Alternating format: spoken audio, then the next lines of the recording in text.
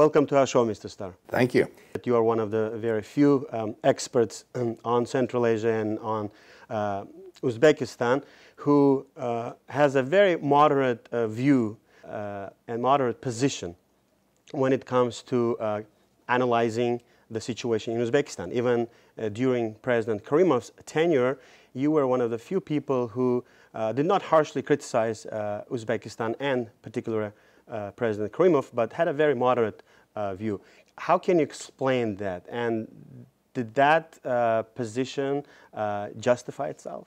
Well, everyone has his pluses and minuses. Speaking of your first president, however, it seems to me he was utterly clear what his priority was, and that was, in a post-colonial situation, very difficult, to preserve sovereignty and to preserve self-government and self-determination. He achieved that. This was his priority. He was willing to make sacrifices and to be very unpopular in many areas as long as the sovereignty of the state was preserved and its independence. Because he succeeded at that in the end, the reforms that we're seeing today are possible. Had he not succeeded at that, the reforms today would have been done from a position of weakness and not of strength. You know, there was tradition in the Soviet Union, but also in the Soviet Uzbekistan, to criticize the past leaders, to obliviate them. Exactly. But, Mr. Rashidov disappeared. But President Mirziyoyev chose a different path. So he did not criticize, he does not criticize President Karimov personally, openly, but at the same time he criticizes the past policies and past practices and tries to reverse those policies. Some of them. Yes. And he also says we have been idle, Uzbekistan has been idle for 27 years. Can you comment on that? Yes, what you say is certainly true. There's a lot of criticism of past habits as well as policies, not just policies, but habits. Some of these habits date right back to Soviet times. A key element of what is going on today is the empowerment of citizens, not subjects, but citizens. And this idea of citizenship is an absolute key to what's going on, to the reform process. So Mr. Mirziyoyev is not saying everything in the past was bad. It's because things were done as successfully as they were that he's able today to talk about citizenship, about people stepping forward, taking responsibility, making initiatives themselves, rather than just coming from the top. So I think, is he critical? Yes, he is critical, and he's in some sense critical of himself in that regard, because he was for 13 years prime minister. But on the other hand, these reforms are taking place from a position of really relative strength, and they aren't entirely new. Many of these reforms were being discussed, actually planned, during the lifetime of your first president. So this is an evolutionary process. In terms of criticizing the past, not only has Mr. Mirziyoyev been very, I think, correctly positive about his predecessor, President Karimov, but he has also rehabilitated Mr. Rashidov, a statue of Mr. Rashidov in his hometown. He was a powerful figure and a very important figure, and I look forward to a big book about him soon. I hope someone writes it. But this is very healthy, this process. We're not just negating everything that came before. We're building on it. That's a much better way to construct a house. You don't just tear down. You and I last spoke in January of 2017, yes. Right after your trip to Uzbekistan for the presidential elections. What has changed in Uzbekistan since then? I'd ask the question differently. What hasn't changed? there have been so many initiatives in so many areas, legislative, orders from the president and so on. I think the biggest change is psychological. I think people are, I sense that people are taking all this seriously. They are welcoming it in their lives. And I think, I suspect, even in discussions at dinner tables among families, there's a new spirit. And it's not entirely positive. Maybe there's some criticism along the way, which is healthy. But I think what has happened since then is people understand there is a new openness, and it's okay to discuss things, and it's okay to even to criticize some things that we didn't criticize before, but we knew were problems. This is all in the psychological realm, and I think it's all very positive. President Mirziyoyev was in Washington a few weeks ago, and he met with President Trump. His reforms are getting a lot of praises here in Washington, D.C. You were involved in one of the events at the Atlantic Council. You've been talking to Uzbek officials. Who is the generator of these reforms? Is that the president himself, or is there a group of like-minded people? Both.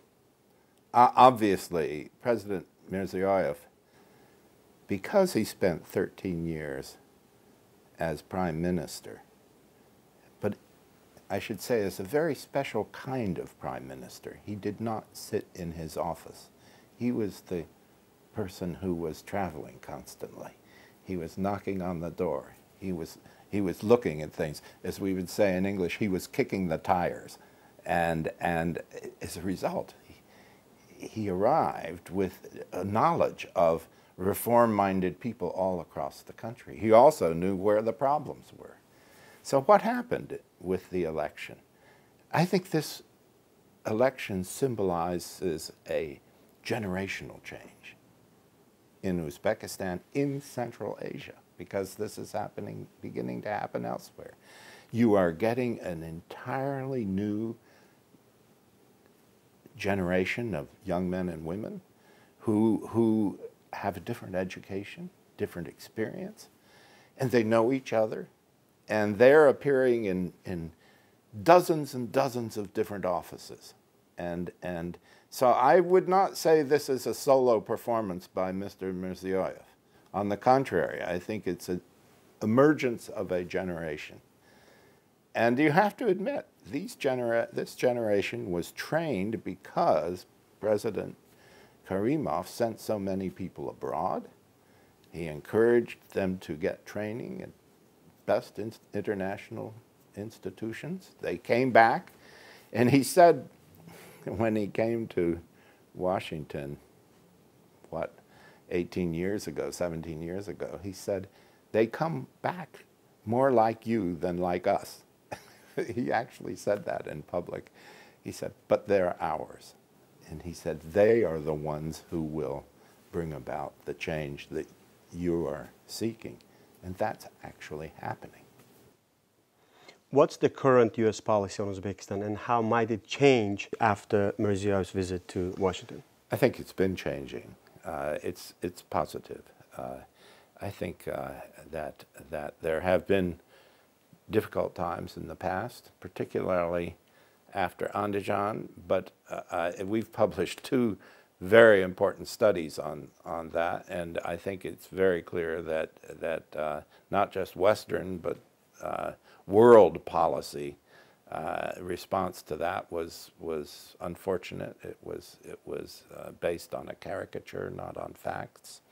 But we've moved beyond that now, and I think you will see a general rise in interest, not just on the high diplomatic level, but what really counts is the human level in areas like the economy, investments. And I think you'll see a big increase in that, and also in education, culture, all those areas. I think this is a very positive time, and it's not an accident that even in January, before the Mirziyoyev visit, Mr. Kamilov said when he was here that Uzbek-American relations are at the highest point in 25 years. You must have been also talking to people here in Washington. How do they see President Mirziyoyev? What kind of impression did he leave? Very positive. He is very well spoken, very direct. I would say, even blunt. This is received very positively by Americans who are very direct themselves. I think also there was a clear understanding that the changes in Uzbekistan are creating openings on the economic front, which is extremely important to both countries. And I think there was a clear understanding that the diplomacy of the region has changed dramatically. And so the American response and the Western response generally is positive because Uzbekistan really opened the door to the emergence of an entire region of Central Asia. It's very positive. Some claim that Mirziyoyev is Putin's protege, but at the same time we see a lot of policies directed at improving relations with basically everyone. Would you say that Mirziyoyev's foreign policy is multi-vector, truly multi-vector? Well, first of all, I think the idea of his being a protege of Putin is absurd and it's insulting. I think whoever's saying that ought to stop. It's not so. Second, and it shouldn't be so, he's deeply Uzbek. This is a deeply Uzbek policy, and least of all does it resemble anything happening in Russia. Second, on the question of balance, which is the key, yes, he has done the right thing in making contact with all the big neighbors, but remember, his first trip abroad was to Turkmenistan. And remember also, I talked with the president of Kyrgyzstan about their meeting. I know how these went. They were extremely positively received. And I think before we talk about balanced and multi-vectored, you should talk about the relations in the region, and they have never been better. And this is a dramatic step forward. It opens the door to all sorts of positive developments. And what does that mean in terms of how the Chinese, the Europeans, the Indians, the Russians view it? Let them figure this out. In the end of the day, what you are seeing in Central Asia as a whole is a strengthening of self-determination. The Russian samoopределение. This is very important, that the region define itself and not be defined by outside pressures. So are they pursuing a balanced foreign policy? Yes. But above all, they're pursuing an independent foreign policy. With so many changes in Uzbekistan, as an academician, can you say if there will be an increase in the interest in Uzbekistan by the U.S. academia? Oh, yes. Oh, yes. But I think watch the businesses first. I promise you there have already been significant new investments. There'll be others. I think you'll see exports from Uzbekistan to the United States increasing. I have some specific items that I think ought to be exported. I think you're going to see many more Americans, many more people abroad in all countries learning the Uzbek language. It's absurd to be dealing with Uzbekistan through any language but Uzbek. And that will change, you watch. So this is a very positive moment. So educational exchanges will also increase? I think it's all part of, it's happening. People's curiosity level is rising. This is very good. And for good reason. I believe that Uzbekistan is creating a new model and of a different kind of society-state relationship in a predominantly Muslim country. It's a very open model. It is a tolerant model. It is a modern model, but one that allows and doesn't impede normal religious life. I think this has significance on a global scale. And you watch, people will start paying serious attention globally. A new book is coming out next month under your editorship, and one of the chapters of the book that's called Uzbekistan's New Face is called What's Ahead. So what lies ahead for Uzbekistan? There's a famous incident in American baseball. Baseball, you know, you hit the ball. And in one instance, 2 generations ago, a very famous player stepped up to hit. And sometimes he missed, sometimes he hit. But he very boldly pointed where he was going to hit the ball. And he was going to hit it out of the baseball park. It was going to be such a long hit. He pointed. Everyone thought, this is, what's going on? You don't do this. And then he hit it, and it went out of the park. I think that these reforms are like that. They're hitting the ball out of the park. And however, one has to acknowledge that these are only statements of intention. They are pointing to the wall, and there will be resistance. It might be domestic, it might be foreign, we don't know yet. That's normal in life. The question isn't, will there be resistance? Will there be debate, discussion, arguments, opposition even? Of course there'll be. The question is, how does the system handle this? And I am not asking how will Mr. Mirziyoyev handle it. I'm talking about the entire system. Will institutions respond? Will Parliament activate itself and play a very responsible role? Will local governors do so? Will local councils do so? What will happen?